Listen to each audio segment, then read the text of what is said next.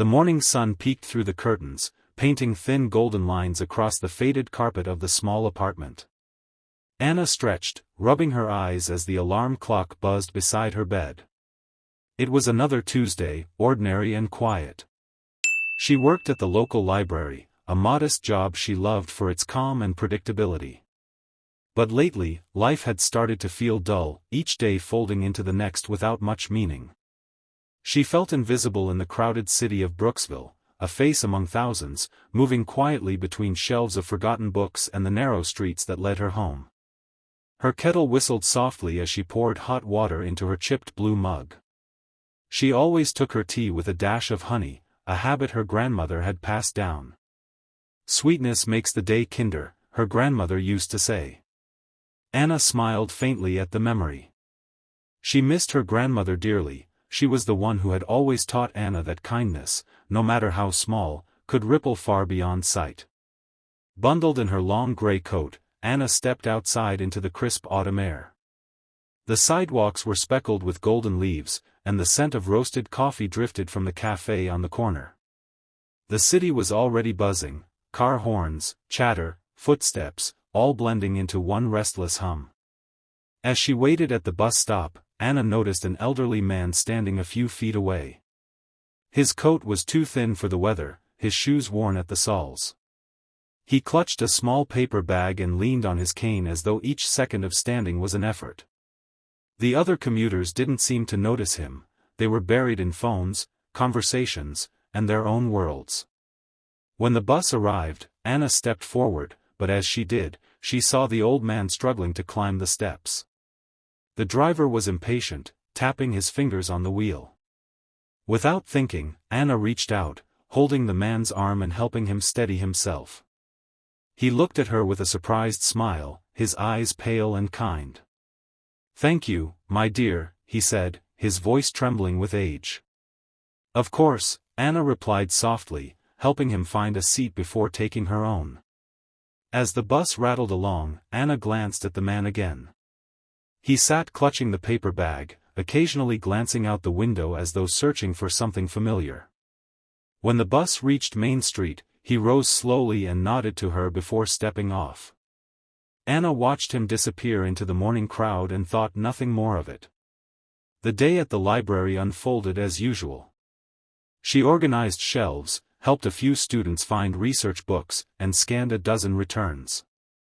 Around noon, she went out for lunch and saw the same elderly man sitting on a bench across the street. This time, he wasn't alone. A small boy sat beside him, munching on a sandwich as the old man smiled fondly, handing him half of his apple. Anna realized then, the paper bag he'd carried on the bus had held food. Perhaps he'd been bringing lunch for his grandson.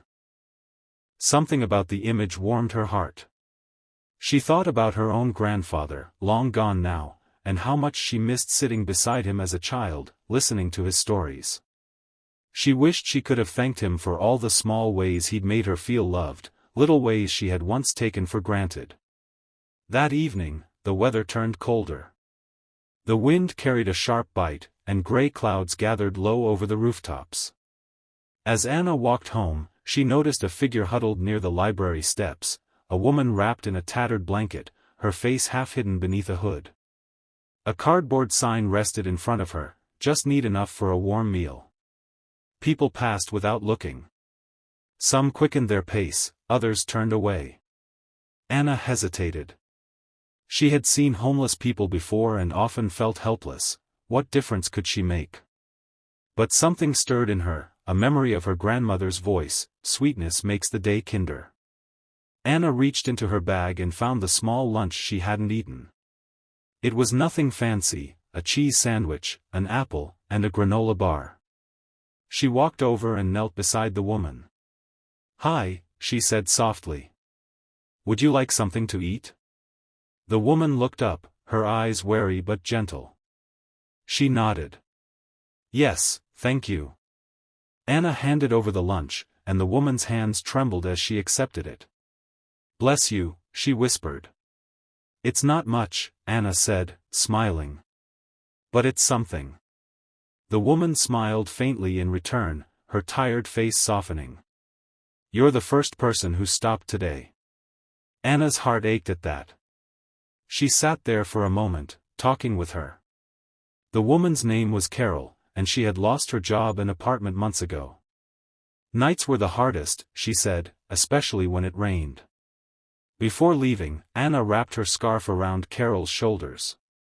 It's warm, she said. Please keep it. Tears filled Carol's eyes. You're very kind, she murmured.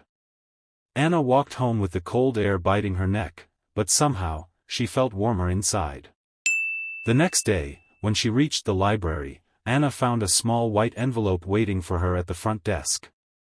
It had no name, only her initials written in neat cursive.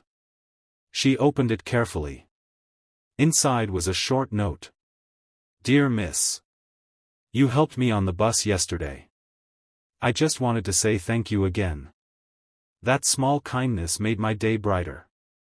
My grandson was so happy to see me, and we shared a wonderful afternoon together. You reminded me that there are still good people in the world. Gratefully. Walter. Anna smiled, touched deeply. It was such a simple note, yet it filled her heart with a quiet joy. She folded it neatly and tucked it into her diary. Over the next week, Anna began noticing more moments that called for kindness: a mother struggling with a stroller on the steps, a lost tourist squinting at a map, a teenager dropping his books in the rain. Each time, she stepped forward, offering help. And each time, she realized how much light a small act could bring, not just to others, but to herself as well. One evening, as she left work, Anna found Carol sitting on the same steps, wrapped now in a thicker blanket. She was smiling this time, holding a cup of soup. Look what I got, Carol said cheerfully. There's a shelter nearby, they helped me get a place to sleep. That's wonderful, Anna said, sitting beside her. I'm so glad. Carol looked at her with gratitude. You were the first one who showed me kindness. After that, things started to change. It gave me hope again. Anna felt a lump rise in her throat. She hadn't realized her small gesture could mean so much. The following weekend, Anna decided to do something she had never done before. She took a small box, filled it with some canned food, warm socks, and a note that read, "You are not forgotten." She left it near the park where she often saw people sleeping rough. It wasn't charity, it was a message of care, a whisper of hope. Days turned into weeks, and winter settled over Brooksville. The trees stood bare, and snow dusted the rooftops. One icy morning, as Anna waited for her bus, she saw Walter again, the elderly man she had helped months ago. He was walking slowly, but this time, he had a bright red scarf wrapped around his neck. When he saw her, his face lit up. "Miss Anna," he greeted. "I was hoping I'd see you again." She laughed softly. "It's good to see you too, Walter. How have you been?" "Oh, quite well," he said. "My grandson and I started volunteering at the community center. We give out warm meals every Sunday. You inspired that, you know." Anna blinked, surprised. "Me?" "Yes," he said earnestly. "Your kindness started something. I wanted to pass it on." As the bus pulled up, Anna felt an unexpected sting of tears. She waved goodbye, her heart swelling with quiet pride. That evening, she walked home through the falling snow. The city lights glowed softly through the flakes, and the air smelled of roasted chestnuts and pine. She thought of Walter and his grandson, of Carol finding shelter, of all the small kindnesses that had woven themselves through her days. She realized then that life's meaning didn't come from grand gestures or perfect days, it came from the moments when one heart reached out to another. From a helping hand on a bus, a shared sandwich, a smile given freely. As she turned the corner onto her street, Anna saw a little girl standing beside a lamppost, crying softly. Her mitten had fallen into a puddle, soaked through, and her mother was nowhere in sight. Anna knelt down gently. "Hey there," she said kindly. "What's wrong?" My mom went into the shop, and I dropped my mitten, the girl sniffled. Anna smiled and pulled her own gloves off, handing them to the child. Here, these will keep you warm until your mom comes back. The girl looked up, wide-eyed. Really? Really, Anna said with a wink. When the mother returned, she thanked Anna profusely, and as they walked away, the little girl turned back and waved. Anna stood there for a moment, her hands cold but her heart glowing.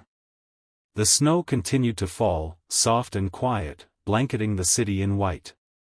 She thought again of her grandmother's words, "Sweetness makes the day kinder," and realized how true they were. Kindness wasn't about grand sacrifices, it was about being present, being human, seeing someone's need and responding with warmth. As she stepped inside her apartment and made her evening tea, Anna felt a deep peace settle over her. The world was still full of noise and worry, but she had found her own way to make it gentler, one small act at a time. And perhaps, somewhere out there, someone else was passing that kindness forward, lighting another corner of the world, one little act at a time.